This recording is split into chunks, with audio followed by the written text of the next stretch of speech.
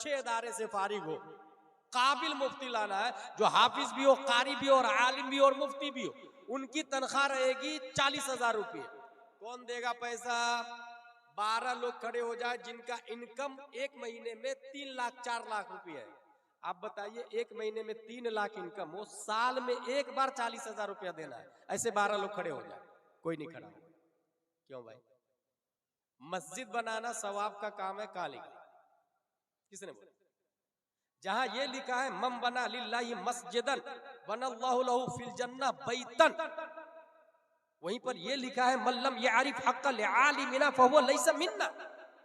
वहीं ये लिखा है वल्लदीना उतुल इल्म दरजात। वहीं ये लिखा है कुल हल यस्तविल लदीना यअलमून वल्लदीना ला यअलमून। आप 5 करोड़ की मस्जिद से जाके पूछिए, 5 करोड़ की मस्जिद साहब नमाजे फज्र में कितनी रकात? 5 करोड़ की मस्जिद बताएगी आपको? नमाजे फज्र में 4 रकात है, 2 सुन्नत 2 फर्ज। आप जाके मिंबर से कहे, मकराना से आप तशरीफ लाए हैं, मार्बल के हैं मिंबर साहब आप तो 50,000 के हैं, आप ही बता दीजिए ना, सुन्नते गैर मुअक्कदा में अगर कादा ऊला नहीं किया तो नमाज होगी कि नहीं होगी? वो बताएगा। उससे पूछे दरवाजा मस्जिद 5 करोड़ के दरवाजा से पूछे, 5 करोड़ की मस्जिद में जो दरवाजा लगा है, 1 लाख का दरवाजा, बहुत बड़ा दरवाजा साहब आप बता दीजिए ना, अहले हदीस और सुन्नी में क्या फर्क है? वो बताएगा। अभी राफजियत बहुत शबाब पर चढ़ रही है, हर शख्स बोल रहा है कि मुरीद उससे होना चाहिए जो सैयद हो, और वो लोग हजरत अली को खूब ऊपर बढ़ाते हैं और माज़अल्लाह हजरत अबू बकर की तौहीन करते हैं, अमीर मुआविया को जहन्नमी कहते हैं माज़अल्लाह। आप जाके पूछे दरवाजा से कि बताइए दरवाजा साहब, आप तो 1 लाख के हैं, हजरत अबू बकर सबसे बड़े सहाबी है या हजरत अली सबसे बड़े सहाबी? तो दरवाजा बताएगा। इसका मतलब क्या हुआ? 5 करोड़ की मस्जिद साइलेंट है, वायलेंट इमाम है। मस्जिद साकित है, नातिक इमाम है। मस्जिद खामोश है, बोलता इमाम है। 5 करोड़ की मस्जिद से इस मोहल्ले की जिहालत का खात्मा नहीं होने वाला। 4 ऐसी हदीसें हैं जिस पर इस्लाम की बुनियाद गर्दिश करती है। पहली हदीस इन्नमल अमालु बिन्नियात, अमल का दारो मदार नीयत पर है। जलसे में आप आए, क्यों आए, इसके हिसाब से सवाब मिलेगा। अगर नीयत जस्ट फॉर किक्स और एंजॉय है तो यही जलसा अजाब की शक्ल में भी बन जाता है, क्योंकि इंसान जो भी कदम उठाया अल्लाह ताला पूछेगा कि उस कदम के पीछे उसकी नीयत क्या थी। हम जो बोल रहे हैं अल्लाह ताला हमसे हिसाब लेगा कि तुमने क्यों बोला। आप सुन रहे हैं अल्लाह ताला हिसाब लेगा कि आपने क्यों सुना। कुल्लुकुम राइन व कुल्लुकुम मसऊलुन अन रइयतिही। इसलिए जलसा जो मुरव्वजा हमारे यहाँ है उसमें तरमीम की जरूरत है। जलसा मगरिब बाद शुरू हो और रात के 10 से 11 बजे खत्म हो जाना चाहिए। सच्ची बात है। ताकि जो लोग गवर्नमेंट सर्वेंट है, जो लोग जॉब वाले हैं, जो लोग मॉर्निंग में उठ के ऑफिस जाते हैं, वो लोग भी जलसे अटेंड करें। मैं दावे के साथ कह सकता हूं कि आप में गवर्नमेंट सर्वेंट 2% भी नहीं होंगे। उसकी वजह यही है कि जलसे का माहौल ही हमने कुछ ऐसा बना दिया है कि रात भर जागेंगे, 3 बजे 4 बजे वो मुकर्रिर साहब आएंगे, वो पीर साहब आएंगे, वो नातखा साहब आएंगे, फिर कमेटी वाले पैसे ऐसे ऐसे उड़ा के देंगे, फिर फरमाइश करेंगे कि वो वाला कलाम पढ़िए, वो वाला कलाम पढ़िए। फिर शायर साहब जब स्टेज से उतरेंगे तो सेल्फी लेने नौजवानों की भीड़ आ जाएगी कि हजरत एक सेल्फी ले लीजिए। आर्केस्ट्रा और जलसे में क्या फर्क है, ये आपको सोचना है। एक बॉलीवुड, हॉलीवुड, ट्रॉलीवुड के एक्टर और नाइबे मुस्तफा में क्या डिफरेंट है, ये आपको फैसला करना है। इस्लाम स्पिरिचुअल मजहब है, स्पिरिचुअल सिस्टम है। इस्लाम सिर्फ जुबान को खामोश नहीं करता बल्कि दिल को भी मुतमईन करता है। इस्लाम सिर्फ जिस्म को बिल्ड नहीं करता बल्कि रूह को भी खालिक़े रूह से जाके मिला देता है। इसलिए अगर नीयत सीखने की है तो one sentence can change your life, एक बात आपकी जिंदगी बदल देगी। और अगर नहीं सीखने की नीयत है तो मोबाइल लेके रिकॉर्ड भी कर लेंगे, फोटो भी खींच लेंगे, और उसके बाद धीरे धीरे धीरे वो ब्लर हो जाएगा, वो मोबाइल तहखाने में जाएगा, चेंज होगा, और सिवाय गुनाह के और कुछ हासिल नहीं होगा। आज अगर कोई आपसे ये कह दे, भाई साहब जगह का क्या नाम, बेलवा के सुन्नी मुसलमानों बताइए अल्लाह एक है, कहाँ लिखा कुरान में? आप में से एक आदमी भी नहीं बता पाएगा। ये मैं अपना मुशाहदा बोल रहा हूँ, अपना ऑब्जर्वेशन बोल रहा हूँ। बताइए कितना कॉमन है अल्लाह एक है, मगर क्या दलील है अल्लाह एक है? और ईमान का मदार यही है कि अल्लाह एक है। देख रही है औरतें बात कर रही है, उनको क्या फिक्र है इस्लाम से, उनको क्या फिक्र है दीन से, उनको क्या मतलब है कुरान की कौन सी आयत किस माना के लिए। और ये न सोचे आप कि हमको नहीं पता हो, दलील नहीं हो तो क्या हो जाएगा। मैं आपको एक नाम बताता हूं, 6वीं सदी हिजरी के बहुत बड़े मुजद्दिद गुजरे हैं, इमाम फखरुद्दीन राजी। तफसीर राजी उनकी किताब है, पूरे कुरान की तफसीर लिखी उन्होंने, मगर इंतकाल के वक्त शैतान पहुंचा और ये कहा कि अल्लाह एक है, क्या दलील है तुम्हारे पास? उन्होंने दलील दिया, वही इलाहुक मिलाहु वाहिद। शैतान ने उस दलील को काट दिया।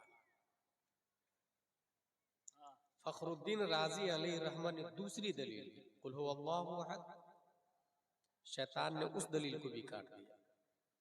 इमाम फखरुद्दीन राजी ने तीसरी कुरान की आयत पेश की, लो काना फीहिमा आलिहतुन इल्लल्लाह लफसदता। शैतान ने इसको भी काट दिया। 360 दलीलें वक्त के मुजद्दिद ने शैतान को दी कि अल्लाह एक है, मगर एक भी दलील काम न कर सकी शैतान के सामने। शैतान ने सबको काट दिया।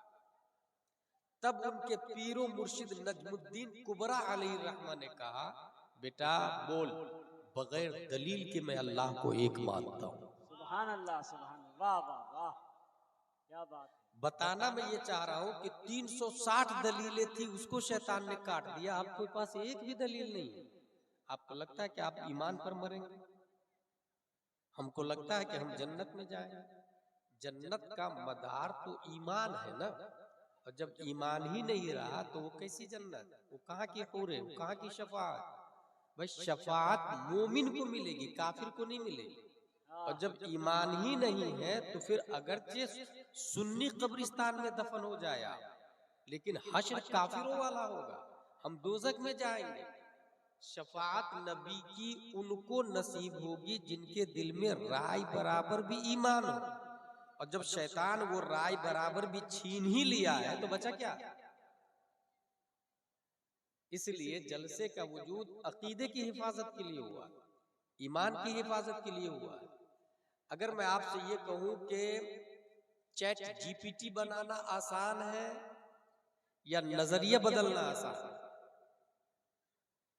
अगर मैं ये कहूं आपसे प्लेन बनाना आसान है या अल्लाह को एक मानना आसान है? कॉमन सेंस यही कहेगा कि अल्लाह को एक मानना आसान है, मगर नहीं। अगर अल्लाह को एक मानना आसान होता तो अल्लाह तबारक व तआला नबियों की फौज को जमीन पर नहीं उतारता। 1,24,000 कमोबेश अंबिया किराम सिर्फ इस सोच को बदलने के लिए आए कि नहीं अल्लाह एक है, मानो। तो अल्लाह को एक मानने के लिए शैतान इतना रोकता कि उसकी फाइटिंग, उससे लड़ना बहुत मुतअज्जर होता। प्लेन बनाने में कोई रोकेगा नहीं आपको, रॉकेट बनाने में कोई रोकेगा नहीं आपको, AK-47 बनाने में कोई रोकेगा नहीं आपको, मगर अल्लाह एक है, इसके लिए हजारों रुकावटें। शैतान की तरफ से, इब्लीस की तरफ से, अबू जहल की तरफ से, अशरफ अली थानवी की तरफ से, कासिम नानोतवी की तरफ से, गैर मुकल्लिद की तरफ से, अहले हदीस की तरफ से, वहाबी दयाबना की तरफ से, राफजिया शिया की तरफ से, मुअतज़िला की तरफ से, दहरिया जबरिया पादरिया नेचुरिया की तरफ से। मगर सोचे तो सब कुछ है, नहीं सोते तो जस्ट फोकिस लाइफ गुजार रहे। कुत्ता बिल्ली छछुंदर कीड़े मकोड़े भी जी रहे अपनी लाइफ, इंसान भी जी रहा अपनी लाइफ। रात में जाके बीवी के साथ सो गया, सुबह उठ के काम पे गया, खाने के टाइम खाना खा लिया, वो समझा it is biggest life for our family, हमारी अच्छी जिंदगी। हाँ सोचने वाली, हंसने वाली नहीं, सोचने वाली बात है। मैं आपसे ये पूछूं कि हम में और भैंस में क्या फर्क है? भाई वो भी नंगा पैदा होता, हम भी नंगा पैदा होता। फर्क सिर्फ इतना है कि वो बड़ा होके कपड़ा नहीं पहनता, हम बड़ा होके कपड़ा पहन लेते हैं। अब अगर हम भी कपड़ा ना पहने तो हम भी भैंस है ना, हम भी जानवर है ना। अब जो औरतें, जो मर्द अपनी बेटी को स्कर्ट पहना के स्कूल भेजता है तो वो जानवर हुआ या इंसान हुआ? पेशाब जानवर भी करते हैं, हम लोग भी करते हैं, वो कहीं भी खड़े खड़े हो शुरू हो जाते हैं। अब अगर इंसान भी कहीं कहीं खड़े होके शुरू हो जाए तो उसमें जानवर में क्या फर्क रहा? इंसान वो है जो बैठकर पेशाब के बाद पानी लेता है, उसे हजरत इंसान कहते हैं। और ये इस बात की दलील है कि वो जानवर नहीं है, वो इंसान है। वाह वाह भूख दोनों को लगती भाई साहब, कुत्ता बिल्ली छछुंदर भी खाना खाता, हम भी खाना खाते हैं। हलालो हराम की तमीज नहीं करता है वो कुत्ता, और जो हलालो हराम की तमीज कर लेता है वो इब्ने आदम हजरत इंसान है। पानी दोनों पीते हैं, जानवर भी इंसान भी। पाक है या नापाक है नहीं समझा उसे जानवर कहते हैं, और जो समझ के पिया 3 सांस में बैठकर टोपी लगा के उसे हजरत इंसान कहते हैं।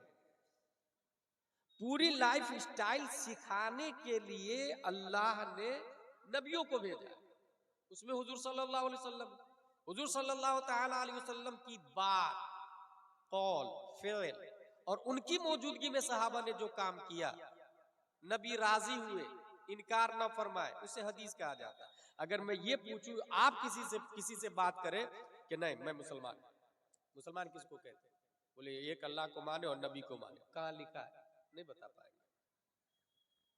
हदीस में ये आया है। अगर कोई आके अहले हदीस ऐसे भी बहुत आवाम को डैमेज कर रहा है मोबाइलों के जरिए, चैनल के जरिए, हदीस, वो अहले हदीस आके ये कह दे आपको कि जो कुरान की बात नहीं मानता है वो मोमिन नहीं है, ये कुरान में आया, तो तुम इमाम आजम की बात मानोगे या कुरान की? आप कंफ्यूज हो जाओगे। हाँ यार बात तो सही बोल रहा है, इस तरह ईमान खत्म हो जाएगा, पता भी नहीं चलेगा। अभी मैं यहाँ जो चैटिंग कर रहा था, जब हजरत मदरसे की खातिर मेहनत और मशक्कत कर रहे थे, मैं एक अहले हदीस के सवाल का जवाब दे रहा था। वो अहले हदीस ये बोलता है कि मजहब इस्लाम, मजहब कुरान और हदीस में आया ही नहीं, इस्लाम दीन का नाम है, इस्लाम मजहब का नाम नहीं। मैं उसका जवाब दिया कि अगर इस्लाम सिर्फ दीन का नाम है, मजहब का नाम नहीं है, तो अइम्मा अरबा, चारों मजाहिब के अलावा इस्लाम को किसी और जगह दिखा दो। वाह इस्लाम या तो मालिकी शक्ल में होगा, या हनफी शक्ल में होगा, या हम्बली शक्ल में होगा, या शाफई शक्ल में होगा। इन चारों के अलावा इस्लाम कहीं दिखा दो।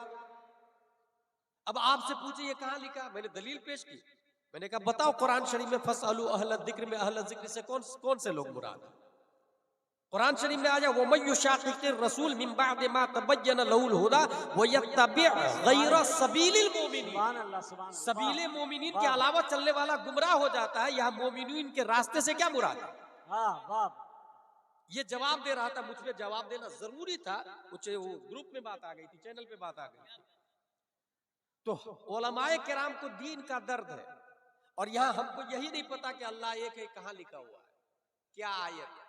अच्छा, इसकी बनिस्बत मैंने मिस्र में देखा कि वहां पर जिस वक्त मैं टैक्सी में बैठ के फिरौन को देख करके वापस आ रहा था, फिरौन की मम्मी रखी हुई है, याद रखिएगा, फिरौन बहुत बड़ा मरदूद और जालिम था।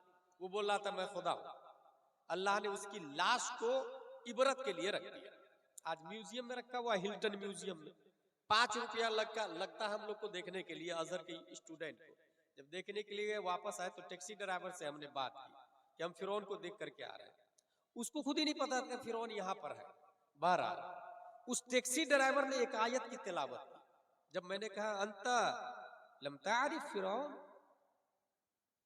उसने कहा ला ला लाकिन यौम ला यनफउ मालुन वला बनून इल्ला मन अतल्लाह बिक़ल्बिन सलीम।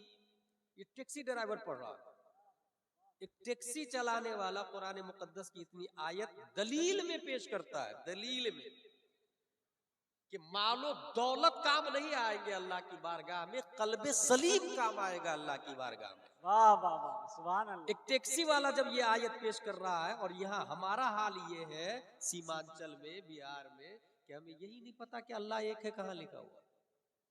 और जो मुकर्रिर तकरीर करने आता है उसको इस टाइम बैठाया जाता है, उनको कहे कि भाई मगरिब बाद से शुरू करें, जलसा 11 बजे खत्म कर दे। महाराष्ट्र में बहुत अच्छा नियम है, 10 के बाद शुरू, आगे चला ही नहीं सकते, पुलिस की गाड़ी आ जाए, बड़ी मुश्किल, बहुत पहुंचे आपकी तो 10:30 11 हो गए।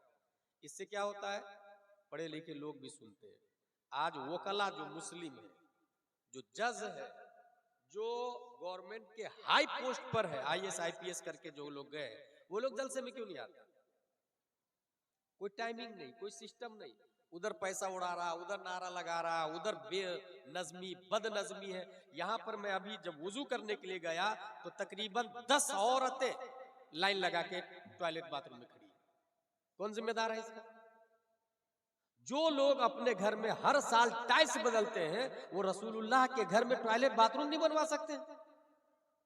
जो लोग अपने घर में हर साल दरवाजे का कलर बदलते हैं, वो मेहमान रसूल, रसूलुल्लाह का घर है मदरसा, मजहर इस्लाम, उसके दरवाजे में कड़ी है कि नहीं उसको नहीं देख सकते। जब हर साल जलसा हो रहा है यहाँ पर, तो हर साल के लिए खवातीन के लिए अलग, जेंट्स के लिए अलग इंतजाम होना चाहिए ना भाई। इस इंतजाम पे कौन गुफ्तगू करेगा? इस इंतजाम में कौन गौर करेगा? इसका जिम्मेदार कौन हो? हदीस शरीफ में यह आया कि 4 हदीसें ऐसी है जिस पर, हदीस शरीफ हुजूर सल्लल्लाहु अलैहि वसल्लम के कौल फिल तकरीर को कहते हैं। अबू दाऊद शरीफ में यह आया कि 4 हदीसें ऐसी है जिस पर इस्लाम का मदार गर्दिश करता है, यानी बुनियादी हदीस 4 है। पहली हदीस इन्नमल अमालु बिन्नियात, आपके हर काम का, हर अमल का हिसाब होगा आपकी नीयत के हिसाब से। पहली हदीस हो गई। दूसरी हदीस इन्नल हलाल बय्यिन व इन्नल हराम बय्यिन व बैनहुमा मुश्तबहात, हलाल भी जाहिर है, हराम भी जाहिर है, इसके बीच में मशकूक है, जो मशकूक है उसे छोड़ दे। तीसरी हदीस मिन हुस्न इस्लामिल मर्इ तर्कु मा ला यानी, इस्लाम, इंसान के इस्लाम की अच्छाई में से ये है कि फालतू बातों से परहेज करे, जिससे कोई सरोकार न हो दीन का, उससे अलग रहे। चौथी हदीस ला युमिनु अहदुकुम हत्ता युहिब्बु लि अखीहि मा युहिब्बु लि नफ्सिहि, हम में से कोई मोमिन नहीं हो सकता जब तक अपने भाई के लिए वही पसंद न कर ले जो अपने लिए पसंद करता है। इस हदीस का मतलब क्या हुआ? इस हदीस का मतलब यह हुआ कि अच्छा अच्छा खुद खा रहा है, खराब दूसरे को दे रहा है।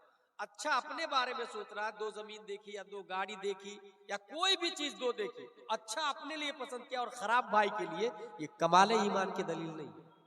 समझ जाए कि वो इंसान मोमिन नहीं, वो इंसान सेल्फिश है, वो इंसान दुनियादार है, उसे पता ही नहीं दीन किसको कहते हैं, उसे पता ही नहीं कि इस्लाम में अपने भाई के लिए कितनी अहमियत और कितना आला मकाम दिया।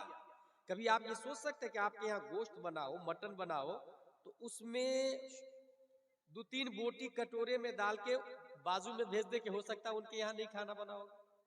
मगर एक जमाना ऐसा भी था कि इंसान अच्छा खाना बनाता तो गोश्त कटोरी में डाल के, शुरू डाल के पड़ोसी के यहाँ भेजता, तो पड़ोसी ये कहता था कि अल्लाह का शुक्र है कि मेरे यहाँ सब्जी का इंतजाम है, बाजू वाले भाई को दे दीजिए ना। इस तरीके से घूम फिर करके 10-15 घर से वो कटोरी रिटर्न भी आ जाती। इतना ख्याल रखते थे वो लोग अपने भाइयों का।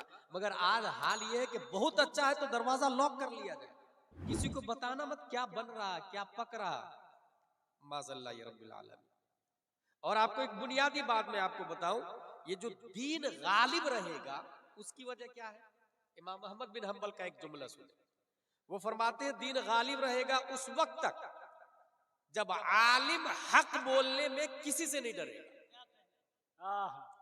पावर, फौज, गवर्नमेंट, नियम, पुलिस, असलहा, बारूद, कुछ भी हो, हक बोलने में किसी की परवाह नहीं करेगा। और जाहिल इल्म न होने की वजह से खामोश रहे, जुबान बंद रखे, तब दीन हमेशा गालिब रहेगा। कुछ समझ में आया? आलिम डरे नहीं, जिसके पास इल्म नहीं वो बोले नहीं दीन के मामले में, तब दीन गालिब रहेगा। इस वक्त मस्जिद का निजाम जाहिलों के हाथ में है, कहां से दीन गालिब रहेगा? इस वक्त उलमा बहुत सारे जाहिलों के अंडरटेकिंग है, कहां से दीन गालिब रहेगा? इस वक्त अगर मुफ्ती साहब ये कहे कि अगर किसी की 1 इंच जमीन ले ली है तो जब तक वो इंच वापस नहीं करेगा उसका हज कबूल नहीं, और मुतवल्ली साहब इत्तेफाक से जमीन लेके बैठे हुए, वो मुतवल्ली मस्जिद से मुफ्ती साहब को हटा देता है, कहां से दीन गालिब रहेगा? मस्जिद और मदरसे का निजाम, ये अल्लाह का घर है मस्जिद और रसूलुल्लाह का घर है मदरसा, अगर ये दोनों मुकम्मल तौर से आलिम दीन के अंडरटेकिंग हो तब दीन गालिब रहेगा। और वो भी आलिम हक बोलने में बेबाकी से काम है, डरे नहीं, जो सही है वो सही है, जो गलत है वो गलत है। अगर ये मिजाज बना लिए तो इंशाअल्लाह नज़ीम दीन के गलबा से कोई रोक नहीं सकता है। मैं बुखारी शरीफ की एक हदीस बताऊंगा, उसके बाद मेरी तकरीर खत्म हो जाएगी। ये बुखारी शरीफ है, बुखारी शरीफ में कयामत की 5 बड़ी निशानी बताई गई। हदीस नंबर है 81। इस किताब को लिखा अबू अब्दुल्ला मोहम्मद बिन इस्माइल बुखारी ने। कुरान शरीफ के बाद पूरी दुनिया में इसी किताब का नंबर आता है, बुखारी शरीफ का। अगर आप लोगों ने नहीं देखा तो देख ले, बुखारी शरीफ ये है। और बुखारी शरीफ आप देखेंगे तो उसमें जबर जेर पेश भी नहीं लगा हुआ, शुरू में नहीं लगा हुआ, तो वो बाद में सब लगाए गए। इसमें ये आया हदीस शरीफ में, अन अनस रदियल्लाहु अन्हु क़ाल ला उहद्दिथकुम हदीसन ला युहद्दिथुकुम अहदुन बअदी समिअतु नबिय सल्लल्लाहु अलैहि वसल्लम यक़ूल इन्ना मिन अशरातिस साअह अन यक़िल्लल इल्म व यज़हरल जहल व यज़हरज़ ज़िना व तकथुरन निसा व यक़िल्लर रिजाल हत्ता यकून लिखमसीना इमरा अल क़य्यमुल वाहिद। ये 5 निशानियां, बड़ी निशानियां कयामत की आई। अब ये देखिएगा कि क्या वो निशानी हमारे अंदर तो नहीं पाई जाती? बस ये तकरीर खत्म हो गई मेरी। 5 निशानी में से पहली निशानी अय्यकिल्लल इल्म, इल्म खत्म हो जाएगा। पहले कम होगा, फिर धीरे धीरे धीरे खत्म हो जाएगा। कैसे खत्म होगा? उलमा इंतकाल हो जाएगा, और जो आलिम इंतकाल होगा उससे अच्छा आलिम फिर नहीं आएगा। आला हजरत का कोई जवाब आया? मुफ्ती आजम का कोई जवाब है? अभी हाल ही में आप लोगों ने तादुश शरिया को देखा, हम लोगों ने देखा, उनके जाने के बाद उनका कोई जवाब है? इस वक्त पूरी दुनिया में मैं नहीं बोल सकता, लेकिन 5 से 6 मुल्कों में, हिंदुस्तान, नेपाल, बांग्लादेश, श्रीलंका, भूटान, पाकिस्तान, इन 5-6 मुल्कों में हुजूर मुहद्दिसे कबीर से बड़ा कोई आलिम दीन नहीं है। हुजूर मुहद्दिसे कबीर, हुजूर तादुश शरिया उन पर एतमाद करते थे। उनकी उम्र 90 साल से ऊपर। दिल से दुआ है कि अल्लाह ताला उनका साया हम पर दराज फरमाए। उनके बाद क्या उनकी तरह कोई आएगा? इस तरह से इल्म खत्म हो जाएगा धीरे धीरे धीरे। फिर जब इल्म खत्म हो जाएगा तो फिर लोग क्या करेंगे? लोग ये करेंगे कि गांव के मुखिया से मसला पूछेंगे, और गांव का मुखिया मसला भी बताएगा। वो मसला बता के लिख के भी दे देगा और कहेगा लिखने की जरूरत क्या, मैं बोल रहा हूं ना, और डर के मारे लोग मान भी लेंगे। वो भी गुमराह होंगे, दूसरों को भी गुमराह करेंगे। पहली निशानी। अब आप अपने एरिया में देखिएगा, आपकी मस्जिद में इमाम साहब आलिम है या गैर आलिम? यहां एक मसला जहन में रखें, जो हाफिज होता है वो आलिम नहीं होता, जो कारी होता है वो आलिम नहीं होता, जो नाजरा खा होता है वो आलिम नहीं होता। आलिम अलग है, हाफिज अलग है, कारी अलग है, नाजरा खा अलग है। BUMS अलग होता, BAMS अलग होता, MABS अलग होता, MD अलग होता, DM अलग होता, सबकी फीस भी अलग होती। यूनिफॉर्म कोई भी लगा ले, BEMS MD की, BEMS MD का यूनिफॉर्म लगा ले तो वो MD नहीं बनेगा। बहरहाल कुर्ता पजामा टोपी सबको पहनना चाहिए, इसमें कोई शक नहीं, लेकिन कुर्ता पजामा टोपी वाला, हर कुर्ता पजामा टोपी वाला मुफ्ती हो? बिल्कुल नहीं। हर कुर्ता पजामा टोपी वाला आलिम हो? हरगिज नहीं। हर कुर्ता पजामा टोपी वाला हाफिज हो? हरगिज नहीं। हम लोग क्या करते हैं, हाफिज साहब, आलिम साहब, मुफ्ती साहब, अब चाहे उनको ढंग से कुल हुवल्लाह शरीफ भी याद हो या ना हो, अच्छा बाजाब्ता कुछ नाजरा खां को मैंने देखा है, मैं हवाई फायरिंग नहीं कर रहा, मैंने देखा वो अपने मदरसे में आने वाले तलबा से ये कहते हैं कि मुझे आलिम साहब बोलना, वो है नाजरा खां, उसको 4-5 सूरतें, हमारे एक नाना है, प्यार से नाना कहते हैं उनको, खंडवा में, हमारे नाना ने कुरान शरीफ की 4-5 सूरतें याद करवाई और सही करवाई, मगर उन्होंने खुद मस्जिद बनाई है, और मस्जिद बनाने के बाद मकतब में लोग बच्चों को बुलाया पढ़ाने के लिए, और बच्चे पढ़ाने के लिए उसने अलग से रखा एक पढ़ाने वाले, लेकिन तमाम बच्चों को जाके वो ताकीद से कहता है कि मुझे आलिम साहब बोलो। इसका साइड इफेक्ट क्या होगा?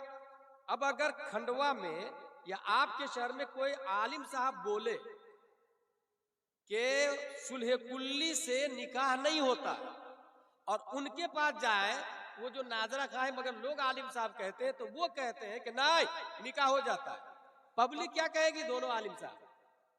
पब्लिक क्या कहेगी? दोनों आलिम। भाई साहब वो आलिम साहब नहीं, नाजरा खां है। बोले फिर लोग आलिम कहते हैं, तो लोग आलिम कहते हैं तो लोगों के कहने से आलिम नहीं बनता। कुछ लोग फिरौन को खुदा कहते हैं, तो क्या वो खुदा बन जाएगा? कुछ लोग नमरूद को खुदा कहते हैं, तो क्या वो खुदा बन जाएगा? लोगों के कहने से कुछ नहीं होता, इस्लाम का सिस्टम बना हुआ है, और इस्लाम लोगों से चलता भी नहीं है, वो कुरान से चलता है, इस्लाम हदीस से चलता है, इस्लाम बुखारी और मुस्लिम से चलता है। इसलिए पहली कयामत की 5 निशानियां बताने जा रहा हूं मैं। पहली निशानी, इल्म खत्म हो जाएगा। दूसरी निशानी, वयज़हरल जहल, जहालत का गलबा होगा, जाहिल लोग दादागिरी करेंगे, चलिए तेरा मसला रख अंदर, कयामत की निशानी। यहां झगड़े फसाद वाली बात मत करना, कयामत की निशानी। जो आलिम ये कहे ला इलाहा इल्लल्लाह, बदले में उनको लोगों ने मारा, उस आलिम को प्यारे मुस्तफा मोहम्मद सल्लल्लाहु ताला अलैहि वसल्लम कहा जाता है। नबी सल्लल्लाहु अलैहि वसल्लम से बड़ा कोई आलिम है? नबी ने जब ये कहा ला इलाहा इल्लल्लाह, सब लोगों का माहौल अच्छा था, सब लोग हजारों खुदा की इबादत कर रहे, मगर नबी ने कहा नहीं ला इलाहा इल्लल्लाह, लोगों ने गालियां दी, मारा भी, घर भी छोड़ना पड़ा। अब आप हक बोलने पर ये कहेंगे झगड़ा लड़ाई नहीं होना चाहिए, बंद करो इसको, इसी को कहते हैं जाहिल लोग गालिब आ जाएंगे। समझ जाए आप, कयामत करीब है। 2 निशानी हो गई, 5वें निशानी पर खत्म कर दूंगा मेरी तकरीर। तीसरी कयामत की बड़ी निशानी है वो यज़हर ज़िना, ज़िना की कसरत। कैसे? बहुत आसान लफ्जों में आपको हैरत होगी बताऊं। इस वक्त पूरी दुनिया में कितने मुल्क हैं आप लोग को पता है? नियर अबाउट 208 मुल्क है। 208 मुल्कों में 150 से ज्यादा मुल्कों ने ज़िना बिर रज़ा को जायज करार दिया और पार्लियामेंट में पास कर दिया गया।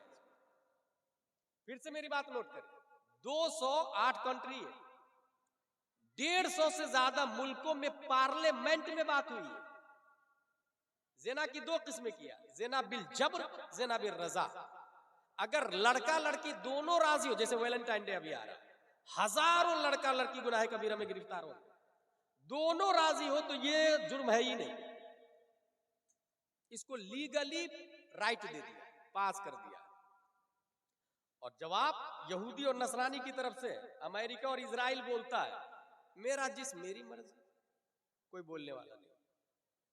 यही है, 1400 साल पहले हमारे नबी ने फरमाया इजराइल क्या करने वाला है, अमेरिका क्या करने वाला है, दुनिया में क्या होने वाला है। गालिब आएगा, ये लफ्ज आया गालिब।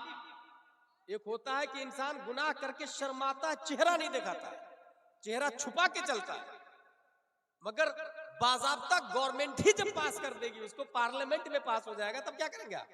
यही वजह है कि 4 शादी करने वाले को आपके मोहल्ले में मायूब समझते हैं, मगर 4 गर्लफ्रेंड रखने वाले को मायूब नहीं समझा जाता। सोचे, मैं अपना मुशाहदा बता रहा हूं, मैं जेल में था, तकरीबन 9 महीने जेल में रहा हूं। एक साहब ने मुझसे ये कहा कि आपको दूसरी शादी की वजह से जेल गया था। एक साहब ने मुझसे कहा कि तुमको दूसरी शादी की क्या जरूरत थी? जो मुझे ये बोला, खुद उसकी 90 गर्लफ्रेंड। हंसने वाली नहीं, रोने वाली बात। ये कैसा दौर आ गया, कैसा जमाना आ गया, जिसकी 90 गर्लफ्रेंड है वो मुझे कह रहा है कि दूसरी की क्या जरूरत थी आपको? मैंने उसको कहा 4 सुन्नत है, गर्लफ्रेंड एक रखना भी हराम है, एक भी गैर महरम औरत से बात करना हराम, हराम अशद हराम। फूल देना या तोहफे देना या वैलेंटाइन डे को सेलिब्रेट करना यह हराम है, लेकिन शादी 4 जायज है। उसने कहा नहीं, ये बात तो हमको नहीं समझ में आ रही। मैंने कहा तुमको समझ में आए या नहीं आए, हमारा इस्लाम सबको समझ में भी नहीं आता। इस्लाम उसको समझ में आता है जिसको मुस्तफा समझ में आता है। इस्लाम उसे समझ में आता है जिसे सिद्दीक की सदाकत समझ में आती है। इस्लाम उसे समझ में आता है जिसे उमर की अदालत समझ में आती है। इस्लाम उसे समझ में आता है जिसने करबला में इमाम हुसैन को समझा है। इस्लाम उसे समझ में आता है जिसने बगदाद के गौसे आजम की हिस्ट्री पढ़ी है।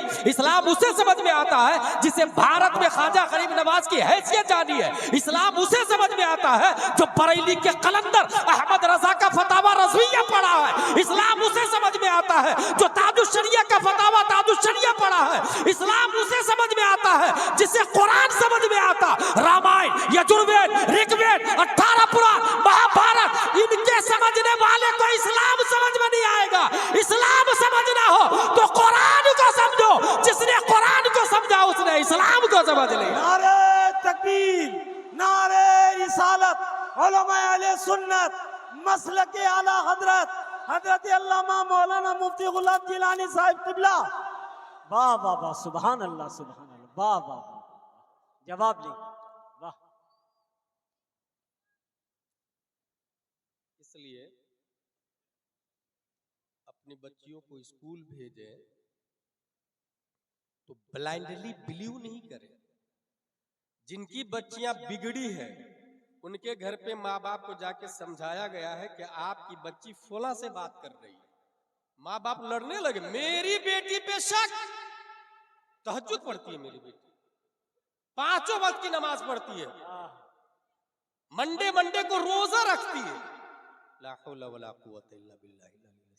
भाई साहब, वो आपके घर गए हैं पैसे मांगने के लिए नहीं, उनका जाती कोई फायदा नहीं, कुछ तो है, उसको समझे, उनकी तहकीक करे, उनकी निगरानी करे। एक खातून पड़ोसी मुल्क से इस्लाम को तर्क करके यहां आ जाती है और माँ बाप खुश है। यहाँ की लड़कियां काफिर और मुशरिक के साथ भाग जा रही है और माँ बाप खुश है कि मेरी बेटी पे तो शक करता है। और जब काफिर के साथ भाग जाती है ना, तब तन्हाई में बैठ के रोता है कि क्या हो गया। और जब बोलने के लिए इमाम साहब जाते हैं कि भाई आप अपनी बच्ची पे कंट्रोल करें, कॉलेज में फला लड़के के साथ बात कर रही थी, तो मौलाना साहब को और बोलने वाले को गाली देने लग जाते, मेरी बेटी पे शक कर रहा है।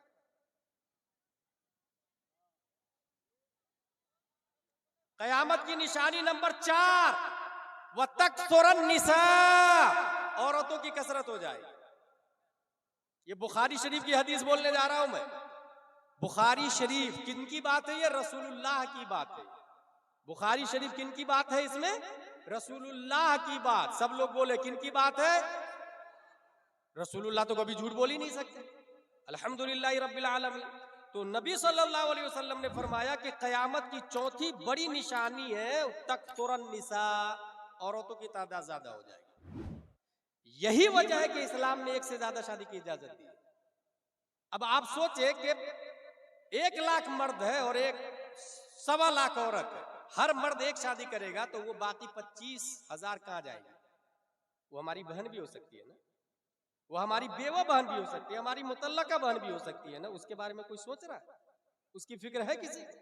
कोई सोचने को तैयार नहीं, और न ही कोई खातून बर्दाश्त करने को तैयार कि मेरा शौहर दूसरी शादी करे। नतीजतन जो हाल है इसके जिम्मेदार हर फर्द है, हर आदमी है। औरतों की तादाद ज्यादा हो जाएगी। कयामत की निशानियों में से 5वीं निशानी वयक़िल्लर रिजाल, मर्दों की क्वांटिटी कम हो जाए। प्यारे मुस्तफा ने फरमाया चाहे वो जंग के जरिए हो या एक्सीडेंट के जरिए हो या किसी भी शक्ल में हो, मर्दों की क्वांटिटी कम हो जाएगी। और नबी ने फरमाया कितने भी अल्ट्रासाउंड करवा ले, बहुत सारे लोग अल्ट्रासाउंड के जरिए लड़की पेट में हो तो पहले ही मार डालते हैं, माज़अल्लाह रब्बिल आलमीन। उसके बावजूद नबी ने फरमाया मर्दों की तादाद दुनिया में ज्यादा होगी। उसकी वो कैसे होगी भाई? एक वक्त लाखों की तादाद में लोग मारे जाए, लाखों की तादाद, बुलडोजर जेसीबी से लाशें उठाई जाए। क्वांटिटी छुपा लोगे ना तुम भाई, शऊर भी नहीं होगा। क्योंकि पूरी दुनिया को हमारा अल्लाह देख रहा है, निजाम वही चला था। मर्दों की क्वांटिटी कम हो जाए, हत्ता यकून लिखमसीन इमरा अल क़य्यिमुल वाहिद, यहां तक के एक मर्द के अंडरटेकिंग, एक मर्द की किफालत में 50-50 औरतें हो। ये कयामत की निशानियों में से है। अब कयामत की निशानियों में हुक्म क्या है, हमें क्या करना चाहिए, ये समझ में आने वाली बात है। जो चीज कयामत की निशानियों में से जो ये गलत है, जो हराम है, उसे हमको रोकना चाहिए। अगर आपने हराम को रोका तो गोया आप कयामत को रोक रहे हैं। हजरत उमर फारूक आजम के बारे में आया कि उम्मते मोहम्मदिया जहन्नम में गिरी जा रही है। हजरत उमर कमर पकड़ के खींचे जा रहे हैं, खींचे जा रहे हैं। अगर आप देख रहे हैं कि ज़िना आम हो जाएगा और आपके सामने ज़िना हो रहा है तो आप रोके, आप लड़े। अगर आप रोक रहे हैं तो आप जब तक रोकते रहेंगे कयामत की मजाल नहीं कि वो आ जाए। आप जब तक रोकते रहेंगे कयामत की मजाल नहीं। इसी वजह से मैं कहता हूं डोर टू डोर जाके, जैसे अभी बहुत मेहनत से मदरसा बनाया, चंदा किया, जलसा किया, ये शामियाने, ये टेंट हाउस देख रहे हैं, इसी पस मंजर में मैं ये कहता हूं कि इतनी मेहनत से डोर टू डोर ये रजाकार नौजवान जाके कहे भाई भाई अपने बच्चे को मकतब में भेजिए ना, अपनी बच्ची को मदरसे में भेजिए ना, उनसे लड़े, भेजे मदरसे, बहस करें उनसे। और अगर वो ये कह दे who are you interfere in my personal life, she is my daughter, he is my children, it is our matter, मेरा मामला मैं करूं या नहीं करूं, तब उसको कहिएगा जिस दिन आपका बच्चा मुर्तद हो जाएगा उस दिन सिर्फ आपकी नाक नहीं कटेगी, पूरे मोहल्ले वालों की नाक कटेगी। आपकी बेटी जिस दिन भाग जाएगी उस दिन सिर्फ आपकी नाक नहीं कटेगी, पूरे समाज और सोसाइटी और बिरादरी की नाक कटेगी। इसलिए it is not your personal matter, it is समाजिकल मैटर। ये सबका मामला है, ये मोहल्ले का मामला है, ये गांव की इज्जत है, ये समाज की इज्जत है। और अगर वो आपके खिलाफ FIR कर दे, आप अगर जेल में चले जाए तो मायूस मत होइएगा, जेल जाके कुरान शरीफ बुला ले, अनवार शरीयत बुला ले। जो जेल में कुरान शरीफ बुला के हिफ्ज कर लेता है उसे मुजद्दिद अल्फसानी कहा जाता है। जेल में जाकर कुरान शरीफ बुलाया, हिफ्ज कर लिया, दीन की खातिर जेल में। मुजाहिद मिल्लत 8 मरतबा जेल गए, 8 मरतबा। शमसुल अइम्मा सरखसी, मैंने कहा ना उलमा हक बोलने में किसी से नहीं डरे। उस वक्त का जो जालिम हाकिम था उसके खिलाफ शमसुल अइम्मा सरखसी ने GST के खिलाफ फतवा दे दिया, खाकान बादशाह के खिलाफ। बादशाह ने कहा जेल में डाल ले, ये मुफ्ती बहुत फतवा देता है, जेल में डाल इसको, जेल में डलवा दिया, वो चले गए जेल। जेल जाने के बाद क्या किया उन्होंने, अंदर वो बंद कुआं, जेल कैसा था, बंद कुआं। कुछ उलमा गए जेलर के पास, जेलर साहब हजरत जिसको आप जेल में डाला मुफ्ती साहब को, उनसे मसला पूछने की इजाजत है? कहा हाँ पूछने की इजाजत है, मगर मुलाकात नहीं करोगे, बस बातें कर सकते हो। अंधा कुआं में डाल दिया था उनको, ऊपर से बोलते तो आवाज जाती, नीचे से वो बोलते तो आवाज आती, मगर दिखते नहीं थे एक दूसरे को। कहा ठीक। तकरीबन चंद उलमाए किराम कुएं के मेढ़ पे बैठ के मसला पूछने लगे, हजरत पूरे सर का मसा फर्ज है या चौथाई सर का या आधे सर का? अंदर से हजरत शमसुल अइम्मा जवाब देते चौथाई सर का मसा फर्ज है, पूरा कर लेना इस्तेआब, ये मुस्तहब है। उसको उलमा ऊपर लिख लेते। ये सिलसिला सवालों जवाब का 12 साल तक चलता रहा।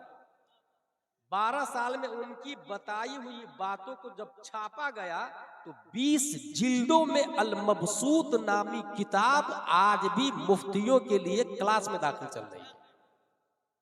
कुएं के अंदर, जेल के अंदर से किताब लिखी। आप तो कभी दीन के नाम पर जेल जाने से डरते? आपके बेटे को अगर कोई झापड़ मार दे, बदले में आप 2 झापड़ मारे, इसी को कहते सेल्फिश, इसी को कहते दुनियादार, जिसको दीन से कोई मतलब नहीं होता। मेरे बेटे को मारा तुमने, तुम्हारी हिम्मत कैसे हुई मेरे बेटे पे हाथ उठाने की? SP से मेरी बनती, कलेक्टर से मेरी बनती, कमजोर समझा, बुज़दिल समझा, घटिया समझा क्या? 2 झापड़ मारेंगे उसको, बदले में FIR हो जाए तो थाने में जाके रिश्वत देकर के भी बहुत कुछ करवा लेंगे आप। यही होगा ना। मगर अगर कोई शख्स हजरत अबू बकर को गाली दे, हजरत उमर को गाली दे, हुजूर सल्लल्लाहु अलैहि वसल्लम की शान में तौहीन करे, कुरान शरीफ के खिलाफ कोई काम करे तो किसी के सर में जूं भी नहीं रेंगता, कोई सोचता भी नहीं। हमारे बेटे को तुमने मारा। तारीख में मैदान में एक आदमी की बात बताऊं मैं, एक आदमी ने, एक बेटे ने अपने बाप से इस्लाम लाने के बाद कहा, बेटे ने अपने बाप से कि जंगे बद्र में आप मेरी तलवार की जद में आ गए थे, मगर बाप होने की वजह से छोड़ दिया मैंने आपको। बेटा ने बाप से कहा, जंगे बद्र में मेरे निशाने पर आप थे, मैं चाहता था एक ही तलवार मारता गर्दन उड़ा देता आप, मगर बाप होने की वजह से छोड़ दिया। जानते हैं बाप क्या जवाब देते हैं?